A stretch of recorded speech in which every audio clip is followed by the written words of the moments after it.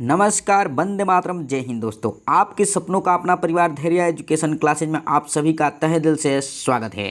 तो आइए आज चर्चा करते हैं कि बोर्ड एग्जाम 2022 में जो भी क्लास 10 के स्टूडेंट्स हैं उनके लिए कौन से प्रकाशन के बुक अति महत्वपूर्ण साबित होने वाले हैं। तो यहाँ पर हम देख पा रहे हैं कि ये हिंदी राजीव प्रकाशन है और ये मार्केट में अवेलेबल है। तो इसके बारे में हम बात करें तो राजीव का प्रकाशन पहले भी आया करता था मार्केट में, आज भी आ चुका है एक नया पैटर्न बन करके। तो ये इसमें क्या विशेषता है, क्यों पुराने बुक को प्रीफर बच्चे नहीं कर रहे हैं और नए को ज़्यादा अहमियत दे रहे हैं, तो इसके बारे में हम आपको विशेष रूप से चर्चा करेंगे। तो यहाँ पर हम देख पा रहे हैं कि ये जो बुक है वो एक रेफरेंस टेक्स्ट बुक टाइप है, ठीक है। पहले जो था वो इस प्रकार का नहीं था और ये नई शिक्षा नीति के आधार पर ये लागू किया गया है, नया पाठ्यक्रम के आधार पर बनाया गया है इसको। और ये 2021 और 22 जो सत्र है उसके लिए अति महत्वपूर्ण साबित होने वाला है। देखिए, थोड़ा इसके बारे में हम चर्चा कर लेते हैं। तो ये हिंदी जो विषय है वो अपने आप से भी घर बैठकर तैयार किया जा सकता है, बट आप बुक सही लेंगे तब, क्योंकि बहुत से बच्चे ऐसे होते हैं जो बुक को जाते हैं और फटाक से खरीद लेते हैं और वही क्या हो जाता है तो उनके लिए दिक्कत हो जाता है।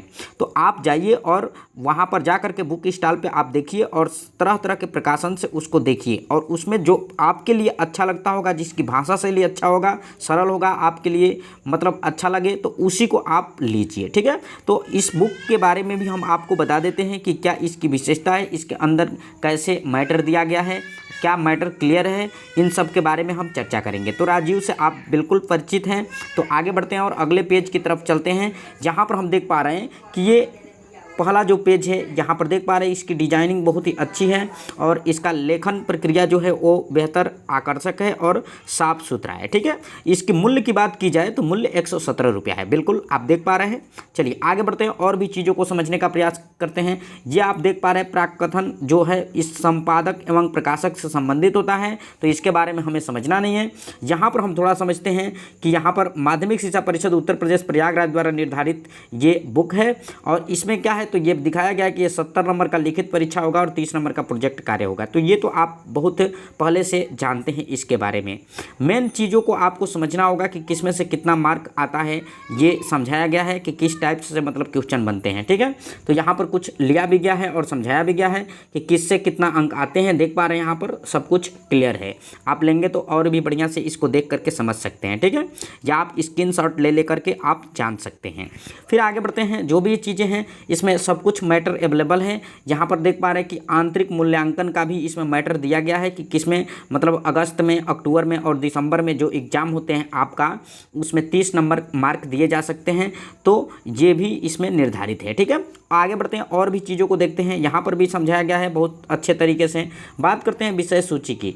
तो यहाँ पर देख पा रहे हैं कि जो विषय सूची है आपका, इसमें बेहतर तरीके से सब कुछ लिया गया है। यहाँ पर देख पा रहे हैं हिंदी काव्य खंड भी लिया गया है। देख पा रहे हैं जो भी आपके लेखक और कवि हैं और जो भी आपके निबंध है या आपके पद है, जो भी है सब कुछ क्लियर तरीके से इसमें वर्णन किया गया है उसका, ठीक है। आगे बढ़ते हैं। यहाँ पर देख पा रहे हैं कि संस्कृत इसमें बेहतर रूप से दिया गया है। देख पा रहे हैं कि संस्कृत भी दिया गया है, यहाँ काव्य खंड दिया गया है, ठीक है। आगे बढ़ते हैं और भी चीज़ों को देखते हैं। यहाँ पर देख पा रहे हैं कि हिंदी गद्य के बारे में बताया गया है, इसकी भूमिका बताया गया है। तो यहाँ पर सबसे पहले गद्य क्या है, ठीक, उसके बाद से यहाँ गद्य और पद्य में अंतर क्या है, डिफरेंट को बताया गया है। फिर आगे यहाँ पर देख पा रहे हैं कि इस बुक में हिंदी गद्य का स्वरूप के बारे में बताया गया है। फिर हिंदी गद्य का विकास यानी इसके डेवलप से संबंधित भी चीज़ों को दिया गया है। आगे और भी चीज़ें हैं जिसके बारे में आपको अध्ययन करना ही होगा, इम्पोर्टेंट होता है और बोर्ड एग्जाम हॉल में आपको 1 या 2 नंबर के आते हैं, ठीक है। तो यहाँ पर देख पा रहे हैं कि हिंदी गद्य की विधाएं, विधा कौन कौन सी है, तो जैसे निबंध है। फिर यहाँ पर देख पा रहे हैं कि निबंध में जो भी चीज़ें हैं, विचारात्मक निबंध हैं या भावात्मक निबंध है या वर्णनात्मक निबंध है या विवरणात्मक निबंध है, ये सब कुछ मतलब दर्शाया गया है और इसके बारे में स्पष्ट रूप से लिखा गया है। कहानी के बारे में लिखा गया है। ये देख पा रहे हैं कि गद्य विधा की सबसे जो इंटरेस्टेड विधा होती है वो कहानी ही होती है, बिल्कुल। आगे बढ़ते हैं और भी समझते हैं चीज़ों को। यहाँ पर लघु कथा दिया गया है, भेंटवार्ता है, फिर आपका उपन्यास है। जो भी चीज़ें हैं देख पा रहे हैं कि फैक्टली बहुत ही क्लियर तरीके से इसमें छापा गया है और आप जानते भी हैं कि राजीव के जो प्रकाशन के बुक होते हैं वो बहुत ही अच्छे बुक होते हैं, ठीक है। यहाँ पर देखिए नाटक दिया है, एकांकी दिया है, जीवनी दिया है, फिर यहाँ आत्मकथा है और भी चीज़ें हैं इसमें। देख पा रहे एक एक चीज़ों को। यहाँ पर दिया गया है पत्र साहित्य यानी पत्र लेखन से संबंधित, फिर डायरी है यहाँ पर देख पा रहे हैं, फिर लेखा चित्र है, यानी जो भी चीज़ें हैं इसमें मतलब बहुत ही अच्छे तरीके से इसमें वर्णन किया गया है। फिर यहाँ पर देख पा रहे हैं संस्मरण है, यात्रा साहित्य है, फिर रिपोर्टाज है, ठीक है, यहाँ पर गद्य काव्य है। ठीक, आगे और भी चीज़ें हैं जिसके बारे में हम यहाँ पर देख पा रहे हैं कि जो भी चीज़ें हैं वो फैक्टली बहुत ही आपके लिए लाभदायक हैं और बोर्ड एग्जाम हॉल में आप जैसे ही जब बैठेंगे उससे जो भी है इससे रिलेटेड क्वेश्चंस बनते हैं वो आपको आएंगे। ठीक है, अब यहाँ पर मोस्ट क्या है, तो यहाँ पर देख पा रहे हैं हम कि मोस्ट ये है कि यहाँ पर देख पा रहे हैं कि जो भी इससे प्रश्न बनते हैं हिंदी गद्य के विकास से संबंधित वो सारे प्रश्न इसमें क्या किया गया है, इसमें समाहित किया गया है। ठीक है, आगे और भी चीज़ें हैं देख पा रहे हैं बहुत से, फिर उसके बाद से हिंदी गद्य और पद्य से संबंधित जो भी प्रश्न हैं उन सबको लिया गया है, बिल्कुल देख पा रहे हैं आप क्लियर तरीके से। तो ये बुक आप जाइए और मार्केट में अवेलेबल है, बुक स्टॉल पे जाइए